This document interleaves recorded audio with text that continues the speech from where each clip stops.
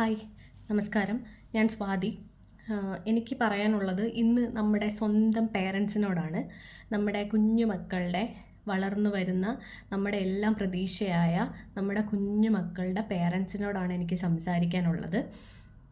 എന്താണെന്ന് വെച്ചാൽ ഇപ്പോഴേ പറയുന്നു, ഞാനൊരു പെർഫെക്റ്റ് പേരൻ്റൊന്നും ആയിട്ടല്ല ഞാൻ ഈ പ്രസംഗിച്ചുകൊണ്ടിരിക്കുന്നത്. പറയാൻ പോകുന്ന കാര്യങ്ങളും അങ്ങനെ ആയിട്ടല്ല.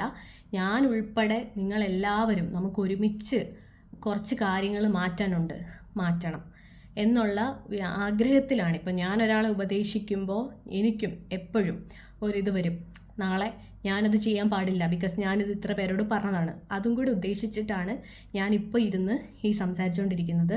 അപ്പോൾ കൂടുതൽ വലിച്ചു നീട്ടുന്നില്ല, കാര്യം പറയാം. കഴിഞ്ഞ ദിവസം ഞാനൊരു വീഡിയോ കാണാനിടയായി. ഏത് വീഡിയോ, ആരുടെ വീഡിയോ എന്നൊന്നും പറയുന്നില്ല. ഒരു ഡാൻസ് കമ്പനിക്കാരുടെ വീഡിയോ ആണ്.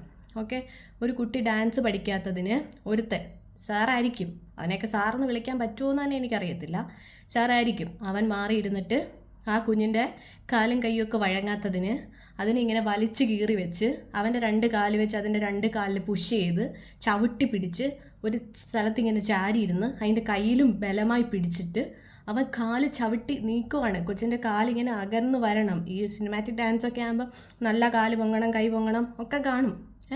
അത് ഒറ്റ ദിവസം കൊണ്ട് അവനങ്ങ് സാധിപ്പിച്ചെടുക്കാൻ വേണ്ടിയിട്ട് കിടന്നങ്ങ് പിടയ്ക്കുവാണ്. മനസ്സിലായോ? ആ കുഞ്ഞ് വിളിച്ച് കരയുന്നു.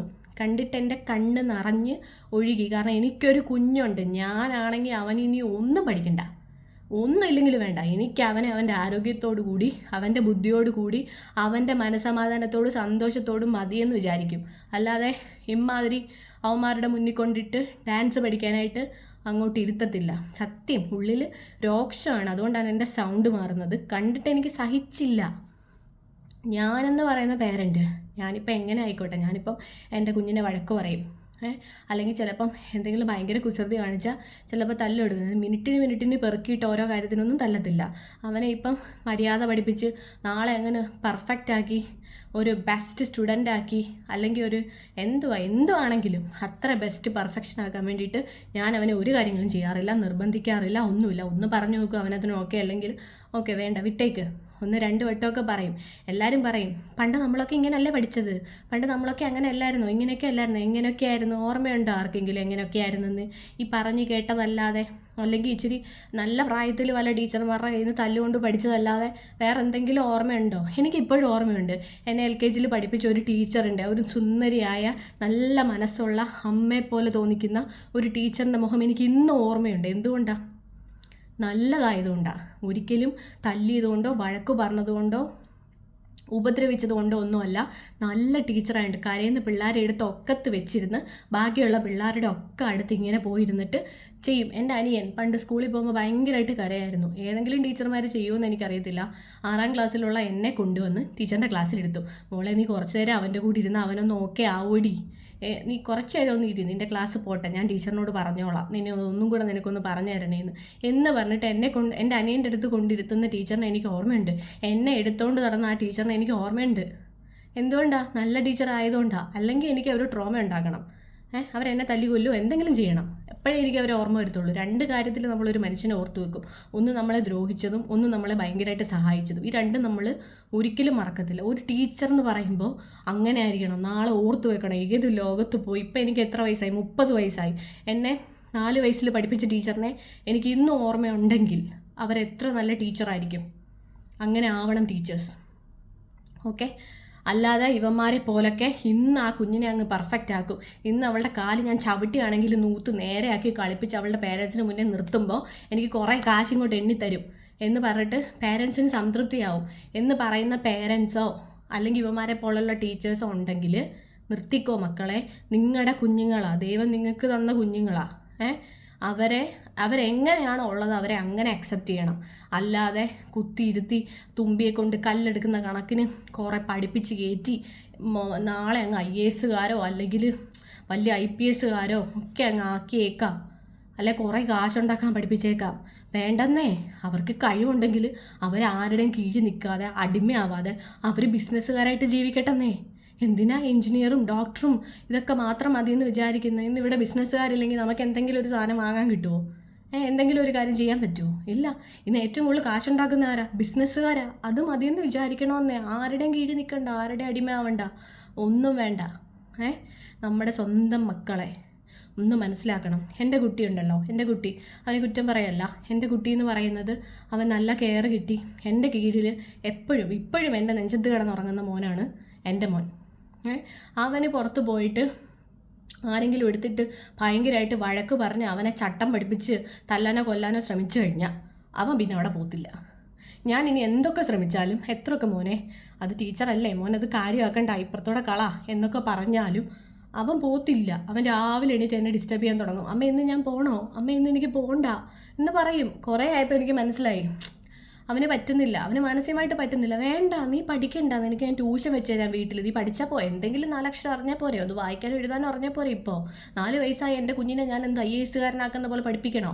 എന്നെ ഈ കണ്ട നാട്ടുകാരൊക്കെ കുറ്റം പറയും, നീ നിൻ്റെ മോനെ വഴക്ക് പറയുമെന്ന് വെച്ച് വീട്ടിൽ കയറ്റി വെച്ച് ഇരുത്താൻ പോവുകയാണ്. ഇപ്പോഴും ഇത് കേൾക്കുമ്പോൾ കുറ്റം പറയാൻ കുറേ അമ്മച്ചിമാർ വരും.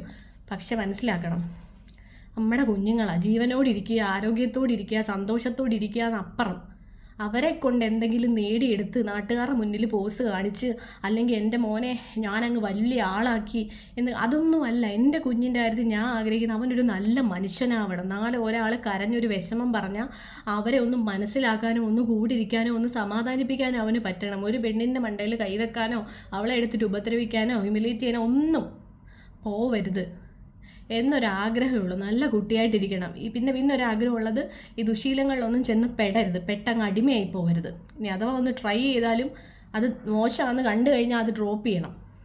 ആ ഒരു കാര്യത്തിൽ ഞാൻ ചിലപ്പം ഇച്ചിരി ഒന്ന് സ്ട്രിക്റ്റ് ആവും. അതും അവൻ്റെ നന്മയ്ക്ക് വേണ്ടിയാണെന്ന് ഞാൻ വിചാരിക്കുന്നു. അല്ലാതെ ഒരു കാര്യത്തിലും ഒന്നുമില്ല. ഇങ്ങനെയൊന്നും ഒരു മക്കളോടും കാണിക്കരുത്. കൂടി ഇരിക്കുക, പറഞ്ഞു കൊടുക്കുക. പിന്നെ വേറൊരു കാര്യം പറയട്ടെ. ഇത് എനിക്കുണ്ടായ അനുഭവമാണ്. എൻ്റെ മോൻ എനിക്ക് എപ്പോഴും ഇങ്ങനെ ഉമ്മ തന്നുകൊണ്ടിരിക്കും. കാരണം ഞാനും എൻ്റെ ഭർത്താവും തമ്മിൽ വഴക്കിടാറൊക്കെ ഉണ്ട്, അവൻ കാണാറൊക്കെ ഉണ്ട്. പക്ഷെ കുറച്ച് കഴിയുമ്പോൾ നമ്മളുടെ കൂടെ കെട്ടിപ്പിടിച്ച് ഉമ്മ വെച്ചിരിക്കുന്നതായിരിക്കും അവൻ കാണുന്നത്. എനിക്കത് പറയാൻ ഒരു ഉളുപ്പുമില്ല, ഒരു ചമ്മലുമില്ല. ഞാനും എൻ്റെ ഭർത്താവും വഴക്കും ഉണ്ടാക്കും, സ്നേഹിക്കുകയും ചെയ്യും. അതാ കാണുന്നത്. ഞാൻ അവനെ എത്ര വഴക്ക് പറഞ്ഞാലും അതുകൊണ്ട് അവൻ കുറച്ചു നേരം കഴിയുമ്പോൾ എന്നെ വന്നിങ്ങനെ ഉമ്മ വെച്ചുകൊണ്ടിരിക്കും. അവന് ആ ഒരു സ്നേഹമാണ്. അത് വേറെ രീതിയിൽ കാണുന്ന 24 മണിക്കൂർ ഉമ്മ വെക്കുന്ന വലിയ കാര്യം, എനിക്കത് വലിയ കാര്യമാണ്, എനിക്കത് ബ്ലെസ്സിങ് ആണ്. അങ്ങനെ ഒരു കുട്ടി, അങ്ങനെ ഒരു ഹസ്ബൻഡ് എന്നൊക്കെ പറയുന്നത് ഇറ്റ്സ് റിയലി എ ബ്ലെസ്സിങ്. ഞാൻ അങ്ങനെ വിചാരിക്കുന്ന ഒരാളാണ്. അതിപ്പോൾ മറ്റുള്ളവർക്ക് കാണുമ്പം അവർക്കതിന് പറ്റാത്തതുകൊണ്ട് തോന്നും, ഓരോ അസുഖങ്ങളൊക്കെ തോന്നുന്നവരുണ്ട്. ഞാനൊരു എക്സാമ്പിൾ പറയാം. എൻ്റെ മോനെ ഡേ കെയറിൽ കൊണ്ടുവിടുന്ന വീട്ടിൽ ഒരു കുട്ടി ഉണ്ടായിരുന്നു. ഒരു കുട്ടി, അവളുടെ പാരൻസിന് അവളുടെ കൂടെ ഇരിക്കാൻ, അവൾക്ക് അങ്ങനെ ചെയ്യാൻ ട്രൈ ചെയ്യുന്നവരുണ്ട്. അച്ഛൻ നല്ല ട്രൈ ചെയ്യും, പക്ഷെ അമ്മ തീരെ ട്രൈ ചെയ്യാറില്ല. അമ്മയ്ക്ക് അമ്മയുടെ കാര്യം നോക്കി നടക്കണം. ആ കുട്ടി ഞാൻ ചെല്ലുമ്പം അവൾ ഓടി വരും. എൻ്റെ മോൻ എനിക്കൊരു ഉമ്മ തരുന്ന കാണുമ്പോൾ ആ കുഞ്ഞ് ഓടി വരും, അമ്മ എനിക്കൊരു ഉമ്മ വരും, എന്നെ അമ്മയെന്ന് വിളിക്കും, എന്നെ പേരും വിളിക്കും. എൻ്റെ മോൻ എന്നെ പേര് വിളിക്കും, സ്വാതി വിളിച്ച് നടക്കും, ജാതി ഒക്കെ വിളിച്ച് നടക്കും. അപ്പം ആ കുഞ്ഞും അങ്ങനെ വിളിക്കും, എനിക്ക് ഉമ്മ വരും. എൻ്റെ ഹസ്ബൻഡിനെ എൻ്റെ മോൻ അച്ചേട്ടാന്നാണ് വിളിക്കുന്നത്, അത് എന്നെ അവളും വിളിക്കും. അപ്പം എന്നോട് വന്നിട്ട് അവനൊരു ഉമ്മ കൊടുക്കുമ്പോൾ അവൾ ചോദിക്കും എനിക്കൊരു ഉമ്മ വരുമോ. ഞാൻ ചെല്ലുമ്പോഴായിരിക്കും ചിലപ്പോൾ ഉറക്കമുണ്ടിരിക്കുന്നത്. അപ്പോൾ എന്നോട് പറയും എനിക്ക് പല്ല് തേച്ച് തരുമോ, എനിക്ക് ഫുഡ് വാരി തരുമോ എന്നൊക്കെ ചോദിക്കും. ഞാൻ ചെയ്തു കൊടുക്കും, കാരണം അതിൻ്റെ അമ്മയ്ക്ക് സമയമില്ല. അവളെ ഞാനൊരു ഫ്രണ്ടായിട്ട് കണ്ടു. അപ്പോൾ അവളുടെ കുട്ടി എന്ന് പറഞ്ഞാൽ അവൾക്ക് അതിന് സമയമില്ല, എങ്കിൽ എന്നെക്കൊണ്ട് പറ്റുന്നത് ഞാൻ ചെയ്തു കൊടുക്കാമെന്ന് വെച്ച് കണ്ടു. പിന്നെ അവളുടെ കണ്ണിൽ ഇത് പെട്ടപ്പോൾ അവളുടെ ഫ്രണ്ടാണെന്നോ ഞാനൊരു അമ്മയാണെന്നോ ചിന്തിക്കാതെ ആ കുഞ്ഞിനെ പെറുക്കിയിട്ട് എൻ്റെ മുന്നിലിട്ട് അടിക്കുന്നു. എന്നോടൊരു ഉമ്മ ചോദിച്ചതിന്, എന്നോട് ഇച്ചിരി ഫുഡ് വായി വെച്ച് തരുമോ എന്ന് ചോദിച്ചതിന്, എന്നോടൊന്ന് പല്ല് തേച്ച് തരുമോ എന്ന് ചോദിച്ചതിന്, താഴെ വരുമ്പോൾ ഞാൻ ചെല്ലുമ്പോൾ പറയാം എന്നെ ഒന്ന് താഴെ കൊണ്ടുവന്ന് എവിടെയെങ്കിലും കണ്ട് പിള്ളേരല്ലേ കട കണ്ട എന്തെങ്കിലും വേണമെന്ന് പറയും. എൻ്റെ മോനും പറയും, ആരോടെങ്കിലും കണ്ടു കഴിഞ്ഞാൽ ആരോടെങ്കിലും അടുപ്പമുണ്ട് അവരോട് പറയാം എനിക്കത് വാങ്ങിച്ചു തരുമോ എന്ന് ചോദിക്കും. അതിന് ഞാൻ എൻ്റെ മോനെ പെറുക്കിയിട്ട് അടിക്കാറില്ല. അവനെ ചട്ടം പഠിപ്പിച്ച് അല്ലെങ്കിൽ മാന്യത പഠിപ്പിച്ച് ഇപ്പോഴേ അവനെ നന്നാക്കേണ്ട ആവശ്യമൊന്നും എനിക്കില്ല. അവനൊരു പ്രായമാകുമ്പോൾ അവന് മനസ്സിലായി. ഇപ്പം ഞാനിപ്പം കണ്ടവരോടൊന്നും നടന്നിട്ട് എനിക്കൊരു സാധനം വേണമെന്ന് പറയത്തില്ല, കാരണം എനിക്ക് 10-30 വയസ്സായി, ഞാനത് മനസ്സിലാക്കാനുള്ള പ്രായമായി. ഈ പറഞ്ഞ 3-4 വയസ്സുള്ള കുഞ്ഞുങ്ങൾക്കത് മനസ്സിലായി. പക്ഷെ ആ കുഞ്ഞിന് എന്നോടൊരു ഉമ്മ ചോദിച്ചപ്പം പെറുക്കിയിട്ട് അമ്മ അടിച്ചത് അമ്മയുടെ പൊസസീവ്നെസ് കയറി, അമ്മയ്ക്ക് നാണക്കേടായി. എൻ്റെ കുട്ടി എൻ്റെ അടുത്ത് വരണില്ല, പക്ഷെ വേറൊരാളുടെ അടുത്ത് പോയി ചോദിക്കുന്നു എന്തുകൊണ്ടാ. അല്ലാത്തപ്പോൾ അത് ചെന്നപ്പോൾ എപ്പോഴെങ്കിലും ആട്ടി ഓടിച്ച് വിട്ടിട്ടുണ്ടായിരിക്കും, പറ്റൂല എന്ന് പറഞ്ഞ് കളഞ്ഞിട്ടുണ്ടായിരിക്കും. അതുകൊണ്ടാണ് അത് വന്നത്. അപ്പോൾ ആ ഒരു ഗിൽട്ടും കൂടെ ആ കുഞ്ഞിൻ്റെ മുകളിൽ തീർത്തു. പക്ഷെ അവൾക്ക് ആ കുഞ്ഞിന് അമ്മയെക്കാളും കോമൺ സെൻസ് ഉണ്ടെന്ന് ഞാൻ പറയും. അപ്പം രണ്ടാമത്തെ ദിവസം ഞാൻ ചെന്നപ്പോൾ എൻ്റെ മോൻ എനിക്കൊരു ഉമ്മ വന്നപ്പോൾ ആ കുഞ്ഞ് ഓടിച്ചെന്ന് അവളുടെ അടുത്ത് ഒരു ഉമ്മ തരുമോ ചോദിച്ചു. അപ്പോൾ അവൾ കൊടുത്തു. കാരണം അടി കൊടുപ്പിച്ച് പഠിപ്പിച്ചെടുത്ത സ്വഭാവമാണല്ലോ. അപ്പം എൻ്റെ മുന്നിൽ വെച്ച് വീണ്ടും അത് മാറ്റാൻ പാടില്ലല്ലോ. ഒരു വെട്ടമല്ല, ഇങ്ങനെ ഓരോ കാര്യത്തിനായിട്ട് പല വെട്ടം എൻ്റെ മുന്നിലിട്ട് ഞാൻ എൻ്റെ മോനിപ്പം ആ കൊച്ചിന് എന്തെങ്കിലും കൊടുക്കാൻ എന്തെങ്കിലും എടുക്കുമ്പോൾ എൻ്റെ മോൻ ചെന്ന് ചോദിക്കുമായിരിക്കും. ആ കുഞ്ഞ് ചോദിച്ചത് വരെ അവൾക്ക് മര്യാദകേടായിട്ട് തോന്നിക്കാണും. അതിനായിരിക്കും എൻ്റെ മുന്നിലിട്ട് ആ കൊച്ചു കുഞ്ഞിനെ തല്ലിയത്. മനസ്സിലായേ? ഇത് കണ്ടിട്ട് ഞാൻ ഒരിക്കലും നാളെ അവളുടെ അടുത്ത് എൻ്റെ മോനൊരു കാര്യം ചെന്ന് ചോദിച്ചാൽ ഞാൻ ഒരിക്കലും അവളുടെ മുന്നിലിട്ട് നീ എന്തിനാണ് അവളോട് ചോദിച്ചതെന്ന് പറഞ്ഞിട്ട് അവളെ ഇൻസൾട്ട് ചെയ്ത് എൻ്റെ മോനെ മറ്റൊരാളുടെ മുന്നിൽ വെച്ച് ഇൻസൾട്ട് ചെയ്ത് ഒരിക്കലും ഞാൻ അവനെ തല്ലത്തില്ല.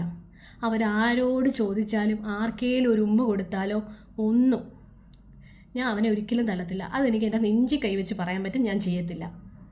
അത്രയും മതി. ഇത് കേട്ടിട്ട് നിങ്ങൾക്ക് എന്താ തോന്നുന്നത് നിങ്ങൾ കമൻ്റ് ഇടണം. അപ്പോഴെങ്കിലും ഇങ്ങനെ തോന്നുന്ന ഇങ്ങനെ ചെയ്യുന്ന അമ്മമാരുണ്ടെങ്കിൽ അത് തിരുത്തണം. ഞാൻ ഈ പറയുന്നത് തെറ്റാണോ ശരിയാണോ, നിങ്ങൾക്ക് എന്ത് തോന്നുന്നു എന്ന് നിങ്ങളുടെ അഭിപ്രായം നിങ്ങൾ വ്യക്തമായിട്ട് പറയണം. അല്ലെങ്കിൽ ഈ പറയുന്ന ഞാൻ മാത്രമാണ് കുറ്റക്കാരി, ഞാൻ മാത്രമാണ് കൊള്ളരുതാത്തവളെന്ന് വിചാരിക്കുന്ന പലരും കാണും. ഉണ്ടെങ്കിൽ തിരുത്തണം. ദൈവത്തെ ഓർത്ത് this is my request for you parents. ഒരിക്കലും സ്വന്തം കുഞ്ഞിൻ്റെ മാനസിക നില തെറ്റിക്കുന്ന തരത്തിൽ ഒരു കാര്യങ്ങൾ ചെയ്യില്ല. ഞാൻ അതിന് വളരെയധികം ഇമ്പോർട്ടൻസ് കൊടുക്കുന്ന ഒരാളായതുകൊണ്ട് എനിക്ക് അങ്ങനെ ഒരു നിർബന്ധവുമില്ല. പക്ഷെ ഞാനും എൻ്റെ കുട്ടീനെ വഴക്ക് പറയാറുണ്ട്. ഞാൻ ഓരോ ദിവസവും ഡേ ബൈ ഡേ ഞാൻ എന്നോട് പറയും, സ്വാതി ആങ്കർ മാനേജ്മെൻറ്റ് കൺട്രോൾ എന്ന് പറയും അവൻ്റെ മുന്നിൽ വെച്ച്. അവൻ എന്നെ അത്ര ഇറിറ്റേറ്റ് ചെയ്താലും ഞാൻ അങ്ങനെ പറയാൻ അറ്റ്ലീസ്റ്റ് ശ്രമിക്കുന്നുണ്ട്. നിങ്ങളും ഒന്ന് ശ്രമിക്കണം please. This is my request. ആ കുഞ്ഞിൻ്റെ വീഡിയോയും കൂടെ കണ്ടപ്പോൾ എനിക്ക് ഇത് ഉൾപ്പെടെ പറയണം തോന്നിയ ഒരു ഫയർ എൻ്റെ ഉള്ളിൽ വന്നു. അതിനേക്കാളപ്പുറം നല്ല വേദനയും തോന്നിയിട്ടാണ് ഞാൻ നെഞ്ചി കൈ വെച്ച് പറയണം. നല്ല വേദന തോന്നി. ഇങ്ങനൊന്നും നമ്മുടെ മക്കളെ പഠിപ്പിച്ച് തല്ലി പഴിപ്പിച്ച് എടുക്കാൻ വയ്യാത്ത കല്ല് പൊക്കിക്കൊണ്ട് ചെയ്യേണ്ട ഒരാവശ്യമില്ല. മുന്നിൽ ഷോ കാണിക്കാനല്ല നമ്മൾ നമ്മുടെ പൊന്നു മക്കളെ വളർത്തിക്കൊണ്ട് വരുന്നത്. അത് മനസ്സിലാക്കുക. നിങ്ങൾ ആലോചിച്ച് നോക്കുക. നിങ്ങൾ നിങ്ങളുടെ നെഞ്ചി കൈവച്ച് ചോദിക്കുക. ഞാൻ പറയുന്നത് കേട്ടിട്ട് നിങ്ങൾ നിങ്ങളുടെ നെഞ്ചി കൈവച്ച് ചോദിക്കുക, എനിക്ക് എൻ്റെ കുഞ്ഞല്ലേ വലുത്, അല്ലാതെ അവൻ ഇങ്ങനെയൊക്കെ കാണിക്കുക. ഞാൻ പറയട്ടെ, വയ്യാത്ത കുഞ്ഞുങ്ങളെയും കൊണ്ട്, ഓട്ടിസം ബാധിച്ച കുഞ്ഞുങ്ങളെയും കൊണ്ട്, അതുപോലെ പല ഇതും ബാധിച്ച കുഞ്ഞുങ്ങളെയും കൊണ്ട് ഒരുപാട് അമ്മമാർ ഇവിടെ ജീവിക്കുന്നുണ്ട്. അവർക്കൊക്കെ എന്തുണ്ട് പ്രതീക്ഷിക്കാൻ? ഒന്നുമില്ല. സ്വന്തം കുഞ്ഞല്ലേ, സ്വന്തം മോനല്ലേ, അവൻ എങ്ങനെ ആയിക്കോട്ടെ എന്ന് പറഞ്ഞ് ജീവിക്കുന്നവരാണ് അവരൊക്കെ, അല്ലേ? അതെ, നമ്മൾ മാറണം. ഞാൻ ഉൾപ്പെടെ മാറണം. എൻ്റെ കുഞ്ഞിനെ ഒരു തല്ലുന്നുണ്ടെങ്കിൽ പോലും ഞാനത് മാറ്റണം. അല്ലെങ്കിൽ ഒന്ന് വഴക്ക് പറയുന്നുണ്ടെങ്കിലും അവനെ ഹേർട്ട് ചെയ്യുന്നുണ്ടെങ്കിലും പേടിപ്പിക്കുന്നുണ്ടെങ്കിലും പോലും ഞാനത് മാറ്റണം എന്ന് ആഗ്രഹിക്കുന്ന ഒരമ്മ. ഇപ്പോൾ എനിക്ക് പഠിക്കാനുള്ളതുകൊണ്ട് കുറേ ഫ്രസ്ട്രേഷൻസ് വരാറുണ്ട്. അപ്പോൾ അവനത് ഡിസ്റ്റർബ് ആവരുതെന്ന് വിചാരിച്ചിട്ട് നല്ല സ്നേഹമുള്ള ഒരു ചേച്ചീനെ, അവനെ മാത്രം നോക്കുന്ന, അല്ലെങ്കിൽ ഇപ്പം ആ ചേച്ചി ഒരുപാട് പേരൊന്നും എടുക്കില്ല, അങ്ങനെ ഒരു ചേച്ചീനെ ഞാൻ കണ്ടുപിടിച്ച് എത്ര എടുത്ത് ഞാൻ മാറ്റിയെന്നറിയാമോ? എൻ്റെ കുട്ടീന് അത് പറ്റണില്ല എന്ന് കണ്ടപ്പോൾ ഞാൻ മാറ്റി അങ്ങനെ ഒരു അമ്മയുടെ സ്നേഹം, എൻ്റെ സ്നേഹം എനിക്ക് കൊടുക്കാൻ പറ്റാത്ത, അല്ലെങ്കിൽ എനിക്ക് സമയമില്ലാത്തപ്പോൾ കൊടുക്കാൻ പറ്റുന്ന രീതിയിൽ സ്നേഹിക്കാൻ പറ്റുന്ന ഒരു ചേച്ചീനെ ഞാൻ കണ്ടുപിടിച്ചു. ആ കുഞ്ഞിനെ ഏൽപ്പിച്ചു എന്നാണ് എൻ്റെ വിശ്വാസം. ഇപ്പം ഞാൻ അങ്ങനെയാണ് വിശ്വസിക്കുന്നത്. നാളെ എന്താണെന്ന് എനിക്കറിയത്തില്ല. ഇപ്പോൾ അവരങ്ങനെ തന്നെയാണ് സ്നേഹിക്കുന്നത്. അവൻ എനിക്ക് തരുന്ന പോലെ തന്നെ, ഇത്രയും ദിവസം ഒരു 2-3 ആഴ്ചയുള്ളൂ വിടാൻ തുടങ്ങിയിട്ട്, എനിക്ക് തരുന്ന പോലെ തന്നെ ആ ചേച്ചിക്ക് അവൻ ഉമ്മ കൊടുക്കുന്നത് സ്നേഹിക്കുന്നതും കാണുമ്പോൾ എനിക്ക് മനസ്സിലാവും he is okay with Har. അത്ര എനിക്ക് അറിഞ്ഞാൽ മതി. അല്ലാതെ അവൻ പഠിച്ചോ IAS ആയോ പരീക്ഷ എഴുതി ഫുൾ മാർക്ക് വാങ്ങിച്ചു ഇതൊന്നും എനിക്കറിയണ്ട. അവൻ അവിടെ ഓക്കെ ആണോ എന്ന് മാത്രം എനിക്ക് അറിഞ്ഞാൽ മതി. ദൈവം സഹായിച്ച് എനിക്ക് തോന്നുന്നുണ്ട് ഞാൻ അങ്ങനത്തെ മനുഷ്യരെ ആഗ്രഹിക്കുന്നതുകൊണ്ട് അവന് വേണ്ടിയിട്ട് അങ്ങനെയുള്ള മനുഷ്യനെ ദൈവം അല്ലെങ്കിൽ യൂണിവേഴ്സ് എൻ്റെ മുന്നിൽ കൊണ്ടെത്തിക്കും. ഇങ്ങനെയുള്ള മനുഷ്യരെ അവോയ്ഡ് ചെയ്ത് കളയാനും ദൈവം എന്നെ സഹായിക്കും. വേണ്ടാന്ന് വെക്കാനും, അങ്ങനത്തെ ബന്ധങ്ങളും അങ്ങനത്തെ ആൾക്കാരെയും ജീവിതത്തിൽ നിന്ന് വേണ്ടാന്ന് വെക്കാനും ദൈവം എന്നെ സഹായിക്കുമെന്ന് ഞാൻ വിശ്വസിക്കുന്നുണ്ട്. കാരണം ഞാൻ അങ്ങനെ ആഗ്രഹിക്കുന്ന ഒരു അമ്മയാണ്. ഉള്ളുകൊണ്ട് ദൈവം സത്യമായിട്ടും ഞാൻ അങ്ങനെ ആഗ്രഹിക്കുന്നുണ്ട്. എനിക്കോ എൻ്റെ ഹസ്ബൻഡിനോ പോലും എൻ്റെ മോനെ എന്തെങ്കിലും ഒരു വീഴ്ച പറ്റി, എന്തെങ്കിലും ഒരു കാര്യത്തിലൊരു വീഴ്ച ഉണ്ടെങ്കിൽ അതൊന്ന് മാറ്റാൻ സഹായിക്കണേ എന്നും കൂടെ ഈ ഒരു സമയത്ത് ഞാൻ പ്രാർത്ഥിക്കുന്നുണ്ട്. നല്ലോണം പ്രാർത്ഥിക്കുന്നുണ്ട്. മാറ്റണമെന്ന് ഞാൻ മനസ്സുകൊണ്ട് നല്ലോണം ആഗ്രഹിക്കുന്നുണ്ട്. കാരണം ഓരോ കുട്ടികളുടെ അവസ്ഥ കാണുമ്പോൾ അവർക്ക് നമ്മളല്ലാതെ ആരുണ്ട്, എന്ത് വിശ്വസിച്ചാണ് പുറത്തോട്ട് വിടുന്നത് എന്ന് തോന്നിപ്പോവുക. അതുപോലെ ഒരുപാട് പേരിപ്പം ആത്മഹത്യ ചെയ്യുന്നുണ്ട്. മറ്റുള്ളവരുടെ ഇൻസൾട്ട് സഹിക്കാൻ വയ്യാഞ്ഞിട്ടാണ് അങ്ങനെ ആത്മഹത്യ ചെയ്യുന്ന കുറേ പേരുണ്ട്. അതുകൊണ്ട് മക്കളെ നല്ല സ്ട്രോങ് ആയിട്ടൂടെ വളർത്തണം. ഇപ്പം അങ്ങനെ പെട്ടെന്ന് ഫീലാവുന്ന, എൻ്റെ മോൻ ഉൾപ്പെടെ പെട്ടെന്ന് ഫീലാവുന്ന കുട്ടികളാണ് ഇപ്പോൾ ഉള്ളത്. പുറത്ത് പോയാൽ ഇതൊക്കെ സഹജമാണ്. പലതരത്തിലെ മനുഷ്യരെ നമ്മൾ കാണാനുണ്ട് എന്ന് പറഞ്ഞ് അവരെ നല്ല വെൽ എക്യുപ്പേഡ് ആയിട്ട് വളർത്താൻ ശ്രമിക്കാം. നമുക്ക് ഒന്നിച്ച് ശ്രമിക്കാം. Be happy. എല്ലാവർക്കും ഞാൻ പറഞ്ഞതൊക്കെ മനസ്സിലായെന്ന് വിചാരിക്കുന്നു. B positive, be happy. നല്ല പേരൻസ് ആയിട്ടിരിക്കാൻ നോക്കണേ. ഓക്കെ.